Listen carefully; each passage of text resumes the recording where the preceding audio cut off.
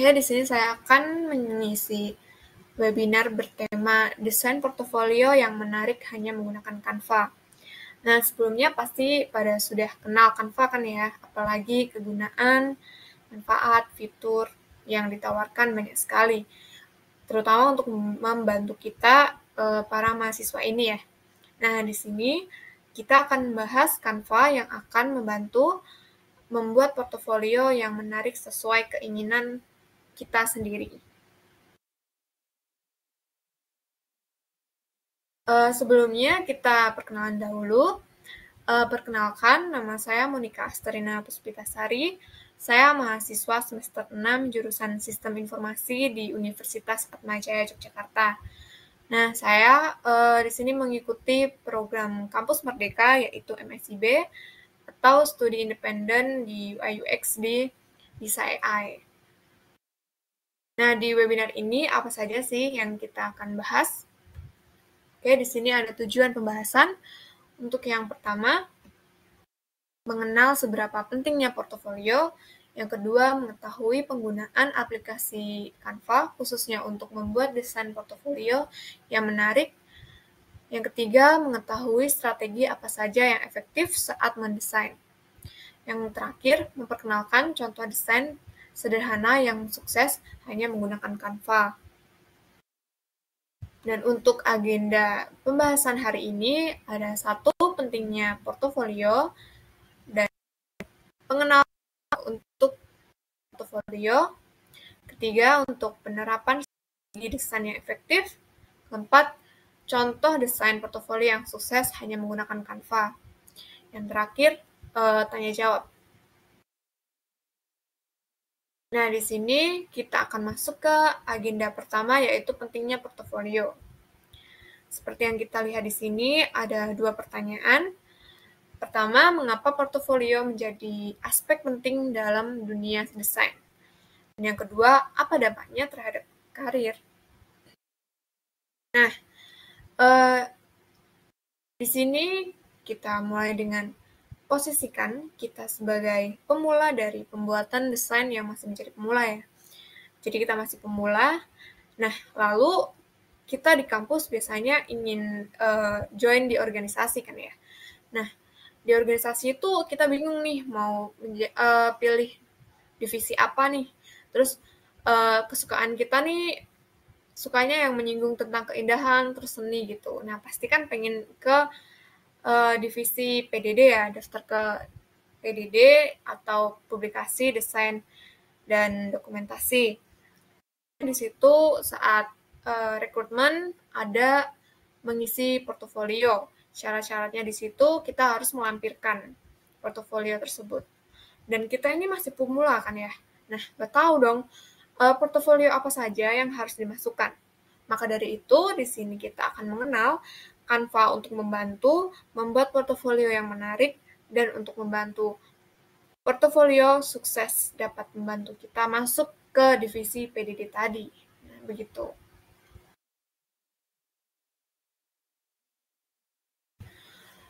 Dan ini adalah jawaban untuk pertanyaan tadi, mengapa portofolio menjadi aspek penting dalam dunia desain. 1. Menunjukkan kemampuan dan keterampilan dalam mendesain. 2. Menunjukkan kreativitas dan keahlian diri. 3. Membuktikan pengalaman. Nah, seperti case tadi, pemula yang ingin masuk ke divisi PDD tadi, memiliki portofolio akan menunjukkan kemampuan dan keterampilan kita dalam mendesain. Selain itu juga menunjukkan kreativitas dan keahlian diri, sehingga dengan pembuktian tersebut dapat diketahui bahwa kita memiliki pengalaman dalam membuat desain. Begitu. Lalu dampaknya pada karir apa sih? 1. Mendapatkan peluang dalam sebuah perusahaan. 2. Membangun reputasi dengan menunjukkan pengalaman yang telah dilalui. 3. Meningkatkan kemungkinan mendapatkan job desk atau proyek. Nah, di sini sama seperti case tadi yang tentang pemula, pasti kan kalau kita untuk mendaftar ke lowongan pekerjaan pasti juga yang menyinggung tentang kesenian juga, tentang UI UX juga pasti harus ada portofolionya. Nah, di sini seperti contohnya tadi, dengan kita punya portofolio, kita akan dengan mudah mudah dibantu untuk mendapatkan peluang masuk dalam divisi tersebut atau perusahaan begitu. Dan karena kita sudah memiliki portofolio, pasti orang yang menyeleksi atau HR-nya gitu ya, pasti punya anggapan, oh ini sudah punya pengalaman dalam mendesain nih, bisa nih kita masukin gitu. Nah, maka disitulah kita juga telah membangun reputasi kita sendiri secara tidak sadar, karena kita juga sudah mempunyai pengalaman tadi, jadi secara tidak sadar kita ini sudah mempunyai kemampuan, jadi reputasi kita ini sudah semakin berkembang dan baik gitu. Lalu meningkatkan kemungkinan mendapatkan job desk atau proyek yang kita ambil contoh sederhana tadi ya, kayak yang PDD tadi, kita diakui, nah kita bisa langsung masuk nih, dapat job desk-nya atau proyek yang sesuai dengan keinginan kita. Contohnya juga ini, kayak udah masuk jadi PDD, nah otomatis kita udah tahu nih, udah bisa desain nih. Nah, pasti dari atasan langsung ngasih nih, bisa dikasih desain untuk poster atau tiket gelang begitu. Jadi kita sudah mendapatkan kepercayaan sendiri begitu.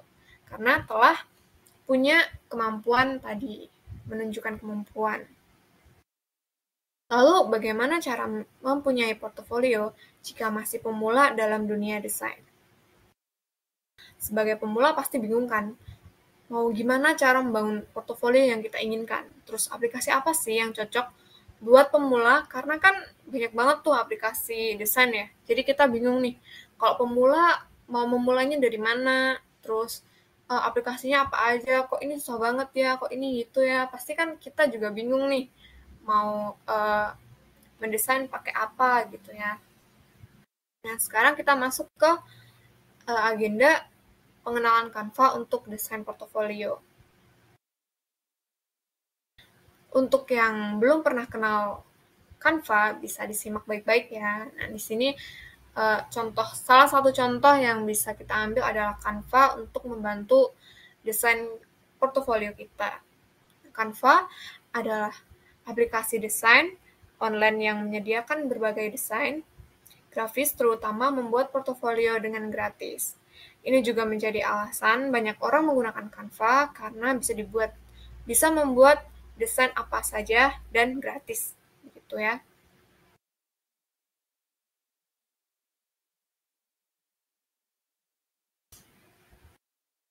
Lalu kenapa sih harus aplikasi Canva? Kenapa bukan aplikasi profesional lainnya yang dikenalkan? Nah, di sini ada jawabannya. Banyak manfaat dan keunggulan yang dimiliki Canva sendiri. Kenapa dikenalkan memilih Canva ya? Nah, di sini ada manfaatnya. 1, penggunaan fitur atau tools sangat mudah bagi pemula. 2, dapat membantu bahan presentasi seperti PowerPoint. 3, mendesain poster hingga membuat konten. 4, membuat video animasi. Nah, keunggulannya apa aja ya kalau dibandingin sama aplikasi lain? Di sini, 1, kemudahan pengguna terutama pemula. 2, menghemat waktu dan biaya karena banyak tersedia secara gratis. 4, dapat berkolaborasi dalam tim kostumisasi yang fleksibel. 5, banyak fitur yang ditawarkan. Nah, kita kan sebagai mahasiswa ya, biasanya kan ada tugas kelompok, terutama biasanya buat PPT gitu kan.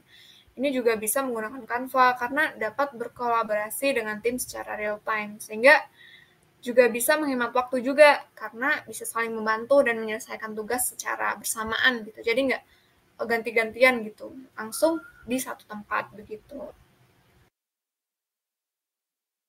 Lalu di sini ada fitur gratis. Fitur apa aja yang ditawarkan Canva ya? Nah, di sini ada 250.000 template gratis, ada ilustrasi dan icon, kapasitas penyimpanan besar, 4, kustomisasi teks, 5, beragam pilihan background, 6, kolaborasi tim.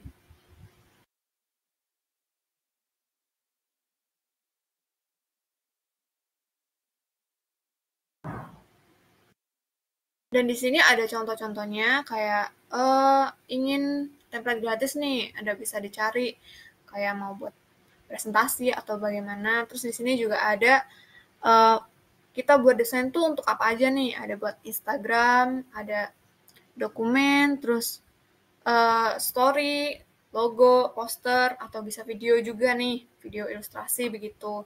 Terus template-nya itu ada berbagai macam ya, ada kategorinya juga. Di sini ada buat bisnis, sosial media, education, video, marketing, print produk, card, dan invitation gitu.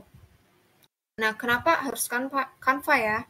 Nah, kita kan sebagai mahasiswa nih, kebanyakan anak kos juga pasti sangat menghemat ya dalam pilih-pilih untuk pengeluaran. Nah, kenapa di sini Canva? Canva itu banyak fiturnya yang menarik, terus gratis lagi. Nah, sehingga nggak perlu pengeluaran uang untuk menggunakannya. Jadi ini juga keunggulannya kenapa pemula bisa mencoba di Canva dulu sebelum untuk yang aplikasi profesional lainnya gitu. Nah, seperti itu.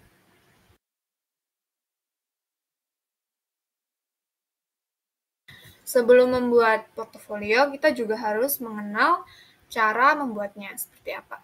Dan bagaimana sih cara membuat desain menjadi efektif. Nah, di sini kita masuk ke bagian pembahasan penerapan desain yang efektif. Kita harus mengenal prinsip dalam grafis itu seperti apa. Di sini ada satu prinsipnya yaitu pola membaca. Di sini ada pola F dan Z ya. Nah, di sini pola membaca biasanya mengambil salah satu dari dua bentuk ini. Seperti yang ditampilkan ini ada pola F dan Z. Untuk pola F sendiri, biasanya digunakan untuk desain penuh dengan teks seperti artikel atau blog. Biasanya pembaca akan memindai sisi kiri halaman hingga mencari kata kunci yang menarik lalu berhenti. Dan membaca ke kanan saat telah menemukan yang menarik itu. Dan hasilnya seperti pola di gambar ya. Jadi di gambarnya kayak ada pola F-nya gitu. Lalu bagaimana bisa memanfaatkan ini? Nah, di sini bisa disejajarkan informasi penting ke kiri dan memanfaatkan judul pendek yang dicetak tebal, lalu ada poin-poinnya dan serta hal-hal yang menarik lainnya untuk memecahkan blok paragraf. Nah, seperti di gambar ya, kayak ada judulnya, terus isi-isi paragrafnya di bawahnya begitu. Jadi sebagai pembaca biasanya akan memindai dulu mana yang menarik nih, lalu baru bisa dicari gitu. Di sini ada pola set, biasanya dipakai seperti iklan atau situs web. Nah, pada pola Z, mata pembaca pertama-tama memindai di bagian atas halaman di mana informasi penting kemungkinan besar ditemukan, lalu mengarah ke sudut yang berlawanan secara diagonal dan melakukan hal yang sama di bagian bawahnya. Di bawah halaman itu ada awalnya dari atas dulu, nomor 1, kedua, lalu ke kanan kan, lalu di arah diagonal ketiga langsung ke 4. Nah, di situ bisa terlihat seperti huruf Z begitu.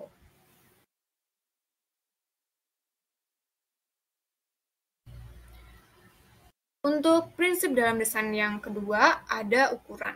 Seperti gambar di poster ya, Kementerian BUMN di atas, ada logo 25 tahun dan tulisan Kementerian BUMN. Di sini adalah urutan informasi yang tingkat tinggi, lalu disusun dengan tulisan di bawahnya. Jadi bisa terlihat kalau ada perbedaan dari judul dan isi dan gambarnya. Untuk ukurannya sudah terlihat kan, jadi seimbang gitu. Nah, lalu dengan begitu, ukuran bisa meningkatkan atau mengurangi visibilitas dengan memperbesar atau memperkecil elemen. Ini menjadi salah satu contoh cara termudah dan paling efektif untuk memberikan nilai visual pada sebuah desain. Nah, pada layar ini ada gambar ukuran. Nah, di sini ada gambar, lalu ada teks-teks gitu ya. Jadi di sini ada perbedaan di mana judul dan logo yang lainnya, elemen lainnya begitu, diperkecil untuk isinya, judulnya diperbesar. Jadi informasi yang paling paling inti bisa diperbesar, jadi pembaca bisa tahu nih, ini informasi isinya tentang apa begitu. Lalu ada arah. Arah sendiri adalah tata letak halaman biasanya dirancang menurut garis vertikal dan horizontal, baik berdasarkan konvensi maupun karena ini adalah format yang paling mudah dibaca. Nah, contohnya pada gambar ini menggunakan tata letak diagonal sehingga secara otomatis terlihat menonjol. Ini iklan ya, di sini ada gambar iklan sneakers gitu. Di situ juga terlihat kan kalau nggak dibuat secara vertikal atau horizontal gitu. Jadi walaupun arahnya mungkin susah dibaca untuk produknya, tapi yang lainnya itu bisa menonjol gitu, bisa terlihat apa aja isinya di situ gitu. Lalu ada warna dan kontras. Warna bisa digunakan untuk membedakan elemen dan menarik perhatian pembaca. Selain itu, dapat digunakan untuk memperjelas elemen mana yang paling penting dalam sebuah desain. Penggunaan warna-warna cerah dan mencolok dapat menarik perhatian lebih dari warna yang lebih netral atau samar. Nah, kontras sendiri dapat digunakan untuk membuat elemen visual tertentu dapat terlihat lebih menonjol.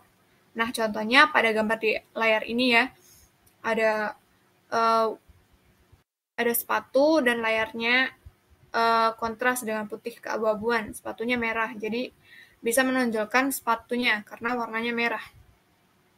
Dan dengan begitu kan bisa membedakan nih elemen yang menarik, jadi perhatian pembaca bisa tahu yang mana yang ditonjolkan begitu.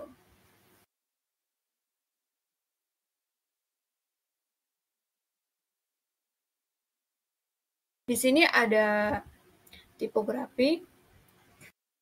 Dalam tipografi, yang paling penting adalah bobot, lebar, guratan hurufnya, dan tipe face yang dipilih. Sementara modifikasi lain seperti cetak miring atau bold juga dapat diperankan. Biasanya kita temukan di artikel majalah, koran, atau media online dengan judul, subjudul, dan isi. Nah, seperti contoh desain poster acara ini ya, punya Synchronize Fest. Nah, di sini ada menginfokan jika ada presale 2 begitu. Nah, pada tanggal kapan nih isi acaranya akan dimulai begitu. Jadi dengan ini bisa membuat pesan di teks menyesuaikan target audiens dan menarik begitu. Untuk keenam, kedekatan atau proximity. Di sini merupakan salah satu aturan kedekatan dalam desain, mengatakan bahwa hal-hal yang terkait harus lebih dekat satu sama lain. Sementara hal-hal yang tidak memiliki hubungan harus ditempatkan lebih jauh dari satu sama lain dalam komposisi desain yang dibuat. Seperti di gambar ya, di layar ini yang nomor 6 ini, contohnya Indomaret nih menawarkan tarik tunai. Nah, di sini ada 2 kategori, tanpa kartu atau dengan kartu. Nah, di sini desainnya dikelompokkan nih. Yang tanpa kartu tuh apa aja nih yang bisa dikasih, yang bisa layanannya. Ada Brimo, Permata Mobile, BSI, BNI, dan sebagainya. Lalu, kalau dengan kartu apa aja nih? Ada BCA, Mandiri, BRI, BNI, begitu. Jadi udah dikelompok-kelompokkan. Nah, kita bisa sebagai pembaca bisa tahu nih apa aja, dan dikelompokkan kan bisa membedakan apa aja yang dengan kartu apa aja, terus tanpa kartu apa aja gitu. Lalu ada penyelarasan atau alignment.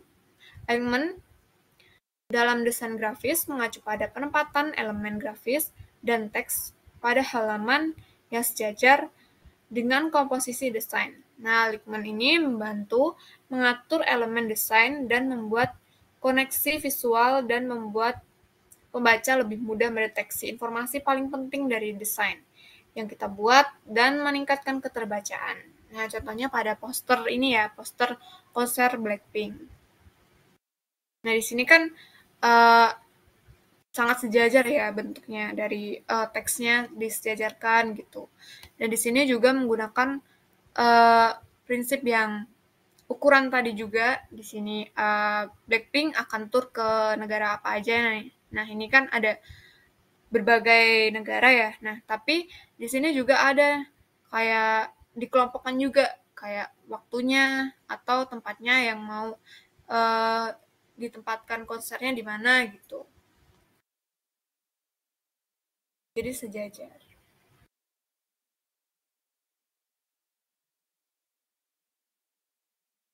Nah, setelah mengenal prinsip desain agar saat membuat desain menjadi efektif, di sini ada saatnya membuat portofolio. Nah, di sini ada cara-caranya yang menyusunnya bagaimana. Satu, memahami informasi atau brief yang akan dibuat menjadi portofolio. Dua, melakukan riset.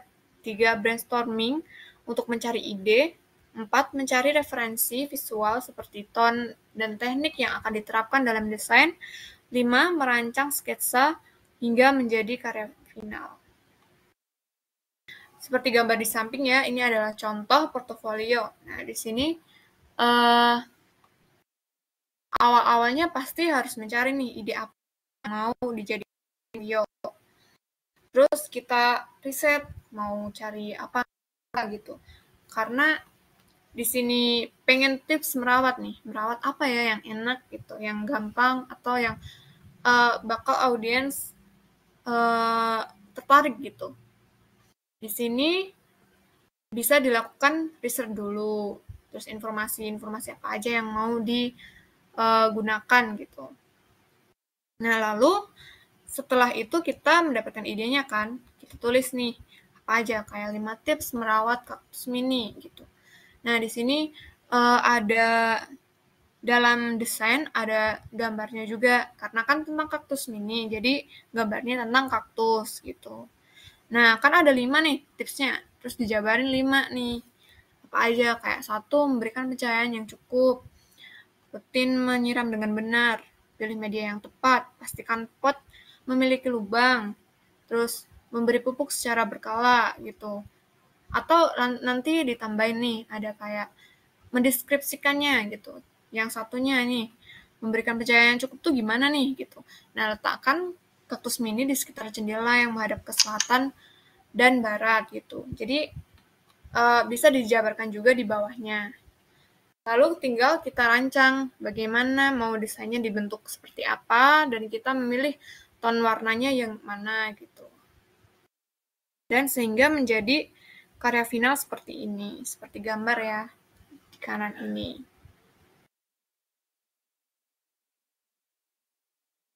Lalu langkah-langkah untuk membuat portofolio khusus poster menggunakan Canva. Nah, bisa dilihat ya. Ini di kiri ini untuk awalnya dan kanan ini adalah finalnya. Nah, di sini untuk pertama kita bisa membuat inti elemen yang akan diterapkan. Nah, karena kan untuk festival ya, untuk konser, untuk festival budaya Nusantara. Jadi elemen yang digunakan adalah tentang budaya-budaya Indonesia. Jadi bisa dicari dulu seperti budaya apa aja, kayak ini ada lompat batu, terus apa yang dimiliki Indonesia nih, ada kodomo, terus ada uh, rumah adat, terus ada penari-penarinya juga. Nah, di sini disatukan. Dan ini kan intinya nih, inti elemen. Nah, setelah itu disusun dan dirancang dan menjadi seperti yang di tengah ini bentukannya bagaimana gitu. Nah, di sini juga disusun judulnya mau ditaruh di mana nih, terus fontnya mau apa, tata letaknya di mana, dan sebagainya. Kayak warna-warnanya juga kan, dan kontras tadi menggunakan prinsip tadi. Lalu, dan finalnya terdapat di sebelah kanan ini. terlihat banyak elemen yang digunakan, tapi tidak merusak keindahan yang diberikan. Nah, ini adalah contoh dari si desain poster festival. Ini bisa menjadi portofolio, terutama untuk case pemula yang tentang mendaftar PDD tadi ya. Jadi kita bisa menggunakan contoh-contoh desain kita sendiri untuk dimasukkan ke portofolio begitu. Nah, ini salah satu contohnya. Jadi sejajar kan, tidak menumpuk gitu, seperti di desain ini.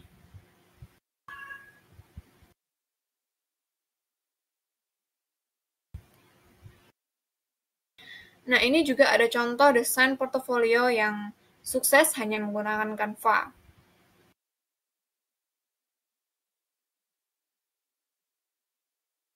Nah, ini ada contoh desain poster permasalahan sosial di Indonesia. Nah, ini karena ikut di BISAI biasanya ada enroll. Nah, enroll kan ada disuruh untuk membuat desain. Nah, ini terapprove atau di ACC gitu ya. Di enroll mengembangkan media komunikasi visual dengan menggunakan desain multimedia.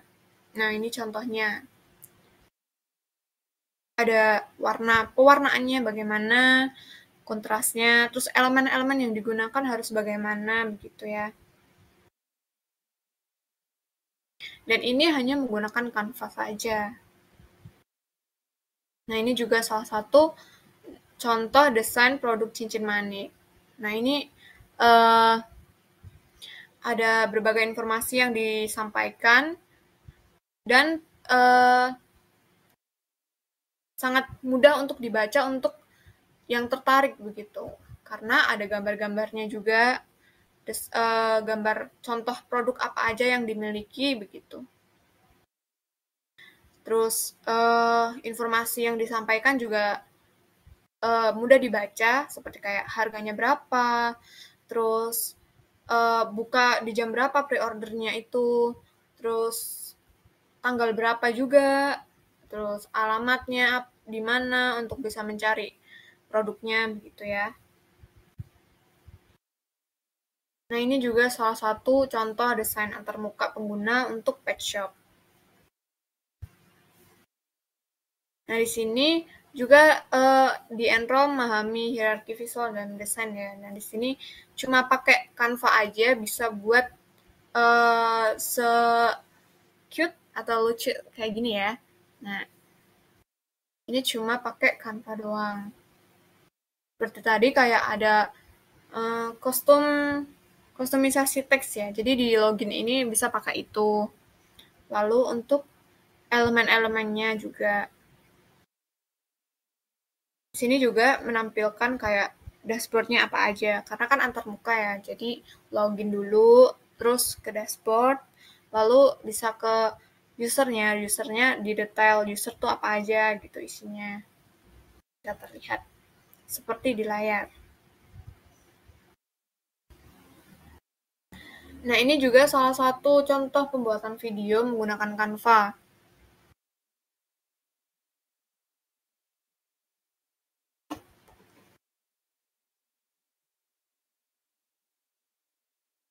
Nah, ini bisa kita lihat dulu videonya. Ini contoh yang sudah jadi ya. Sebentar.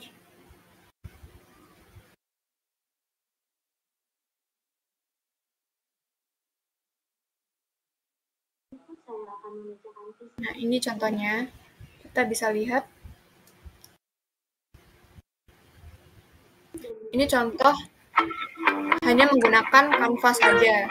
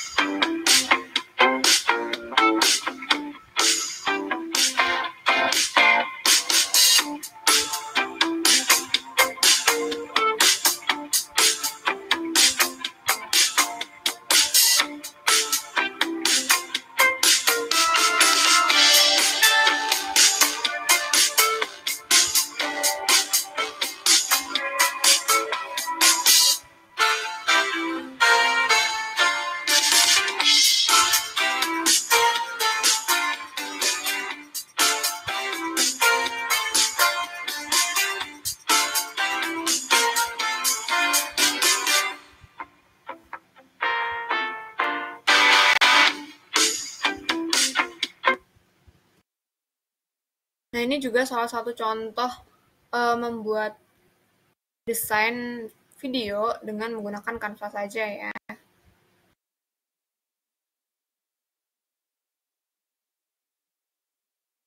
Oke, kita lanjutkan.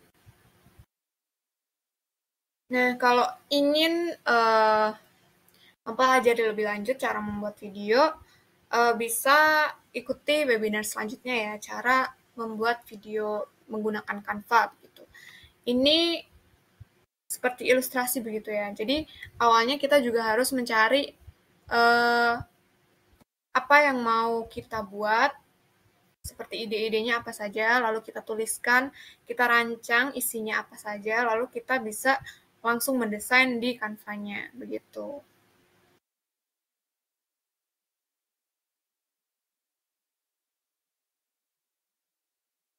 Sekarang kita masuk ke mencoba prakteknya.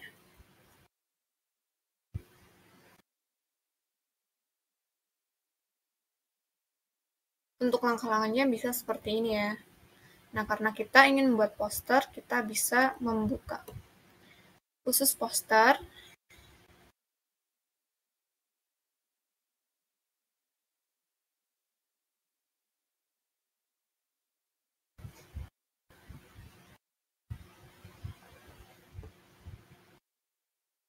Nah, di sini kita bisa cari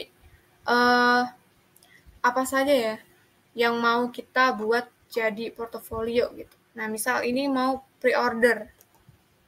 Pre-order, kita bisa menggunakan template ya di sini. Nah, kita bisa tulis dulu isinya apa aja, misal pre-order nih, pre-order.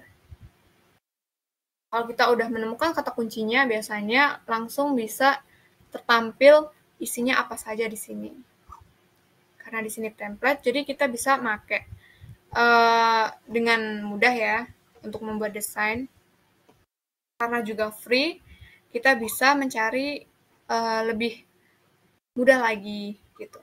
Kalau misal mau yang premium, di sini juga disediakan juga yang premium di sini.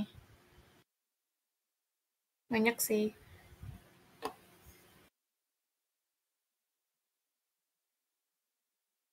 Dan di sini kita coba membuat portofolio khusus untuk pre-order gitu ya.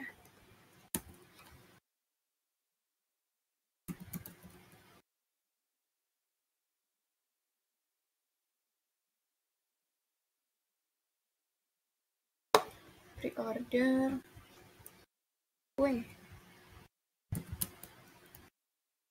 Cake gitu ya, pre-order cake. Nah, pastikan jangan kalau membuat desain itu yang penting grafiknya bagus, gambarnya bagus gitu ya. Tapi kita juga harus mementingkan informasi apa aja yang akan kita berikan. Jangan kok informasinya malah misal hurufnya ini diperkecil, nanti desainnya yang banyak, yang gede-gede gitu ya. Jadi sebagai pembaca bingung nih, ini yang mau ditonjolin apanya gitu. Jadi kita, sebagai pembaca juga bingung mau ngebacanya kok susah banget gitu ya. Jadi jangan kok desain malah menggeser fungsi utama dari poster gitu. Misal kayak di sini ya.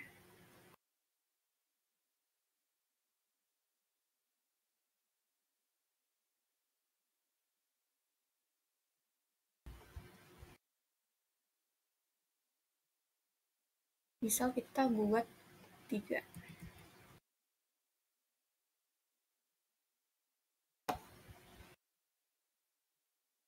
Untuk harganya ada misal 20.000.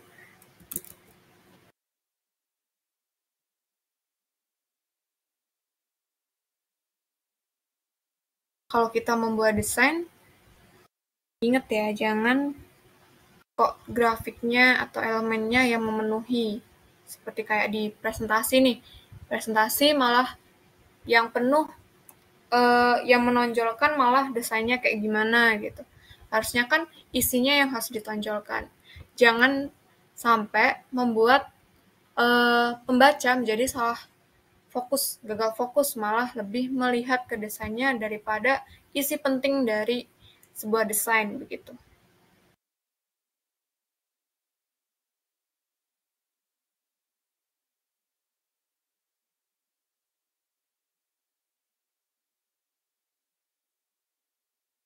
Terus kita kasih misal alamatnya gitu ya, alamat pre-ordernya di mana.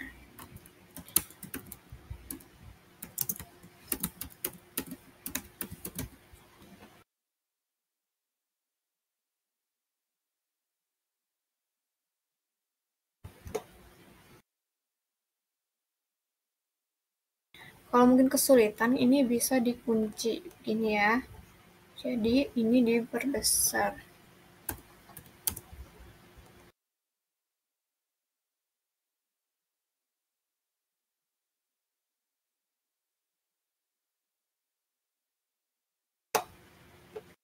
Itu terus apa lagi ya? Alamat opennya di mana?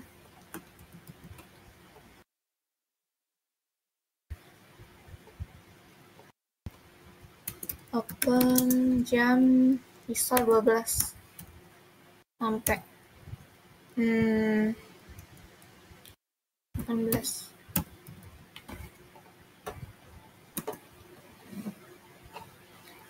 Terus ini kalau bisa, kalau buat kayak gini harus ada namanya. So mau nikah gitu.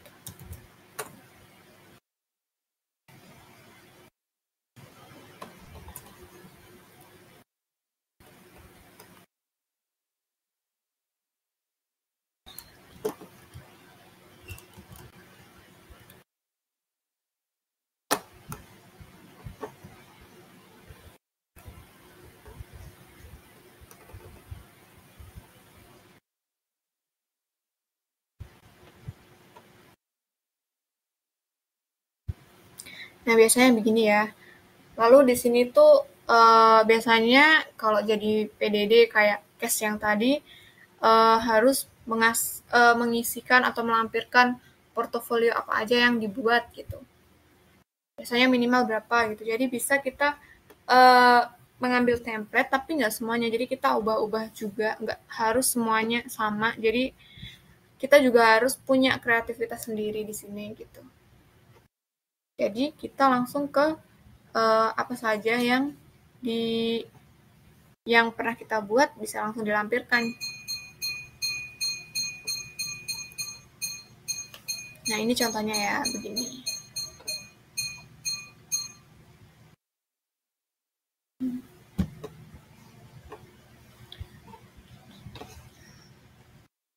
Di sini juga banyak banget mau cari apa, misal poster bully.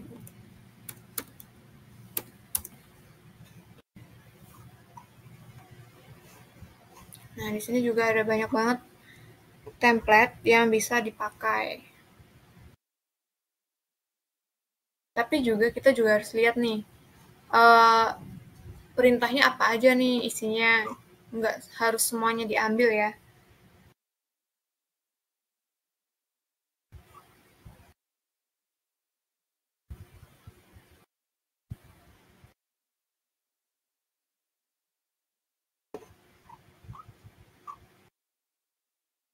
Terus misal membuat tips.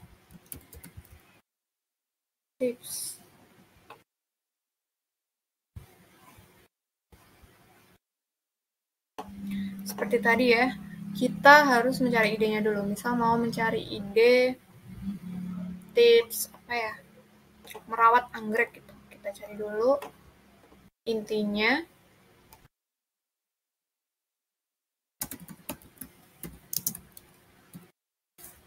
Anggrek.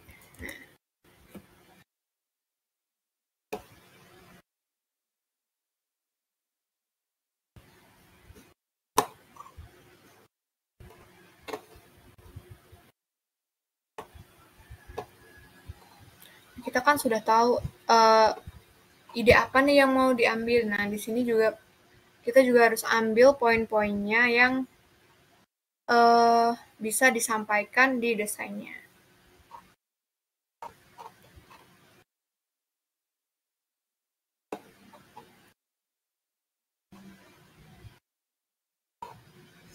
Ini contohnya, lalu kita masuk ke Canva-nya. Misal kita ambil dari ini ya, contoh desainnya. Karena tentang anggrek, kita bisa nambahin elemen anggrek apa saja.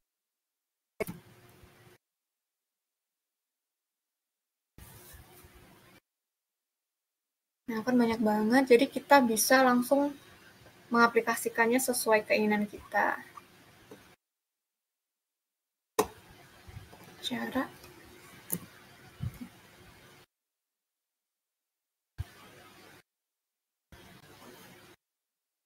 tips merawat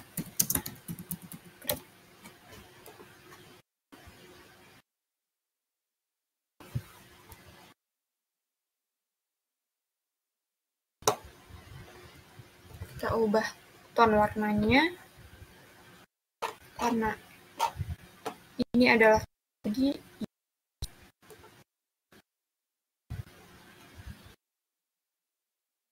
ini bisa disesuaikan sesuai keinginan kita begitu.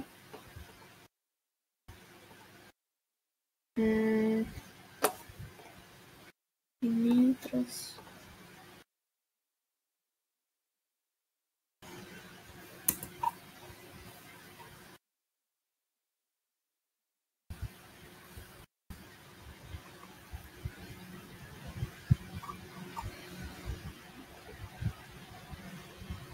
anggrek.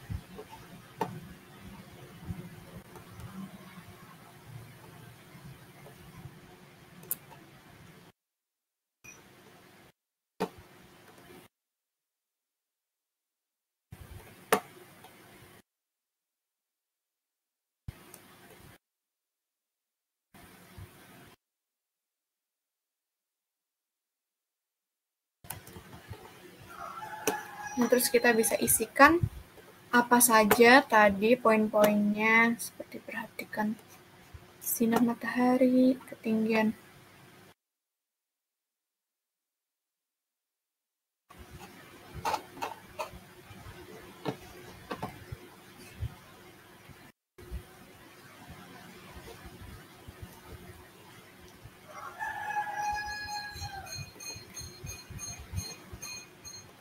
perhatikan sinar matahari.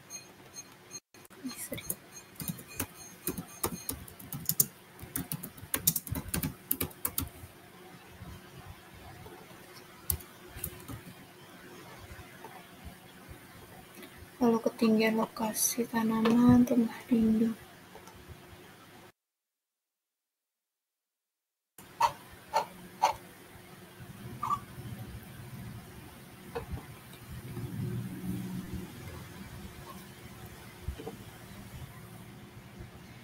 Nah, kita harus mengambil inti-intinya ya, jangan kok panjang-panjang gitu.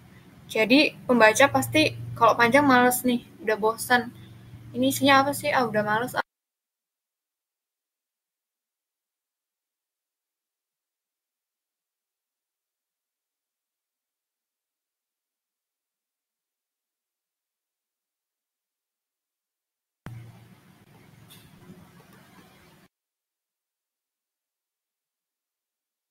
Kita juga ambil inti-intinya aja ya, jangan kok semuanya yang ada langsung dimasukin. Jadi tidak berlebihan dan tidak kekurangan gitu.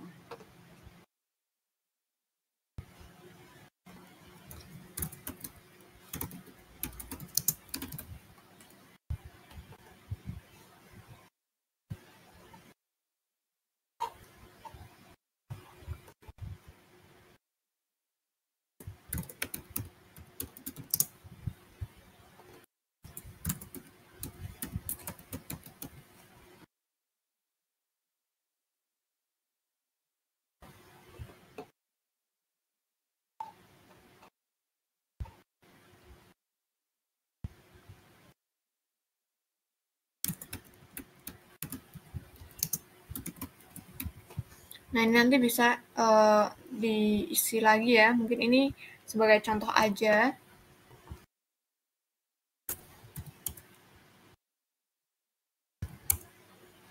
Contoh aja bagaimana membuat portofolio yang biasanya yang bisa dimasukkan gitu. Lalu kita bisa hias.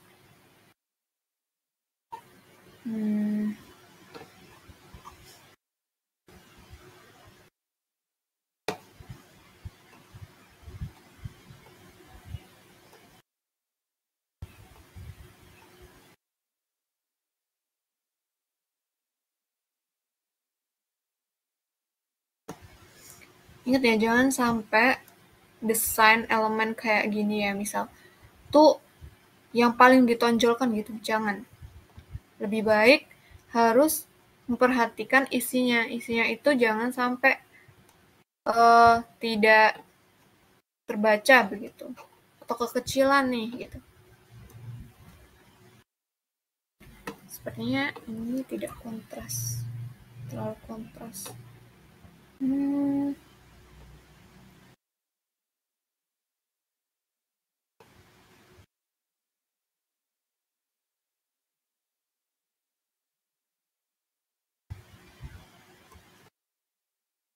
Ini bisa di flip begini,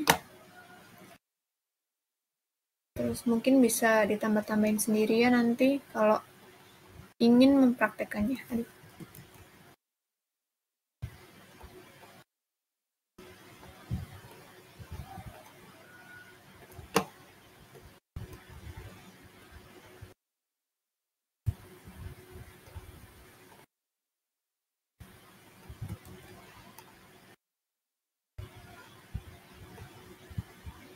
Nah, begini ya. Oh, terlalu itu. Bisa begini gitu. Nah, nanti bisa di yes lagi begitu ya.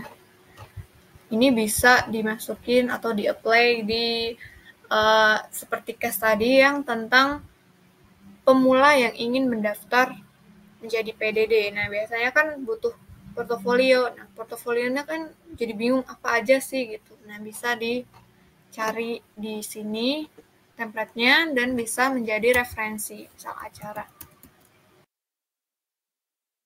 Oh, salah di sini ya.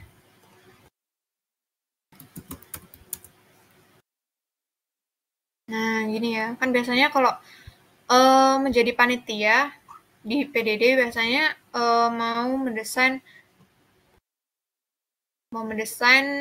posternya, poster acaranya kayak Perisal 1, Perisal 2 atau enggak coming soon-nya gitu. Nah, di sini ada nih.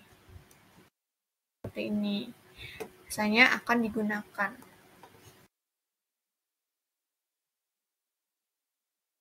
Nah, begitu. Oke, kita lanjut ke bagian selanjutnya.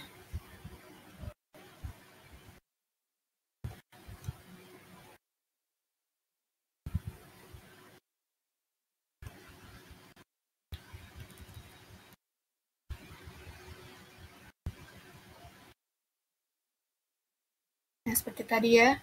Ini kita cari dulu. Oh, di sini ya. Kita cari dulu informasinya, informasi apa saja yang akan dijadikan portofolio, lalu melakukan riset apa saja tadi, seperti anggrek ya, isinya apa saja tipsnya, lalu brainstorming, mencari idenya seperti apa.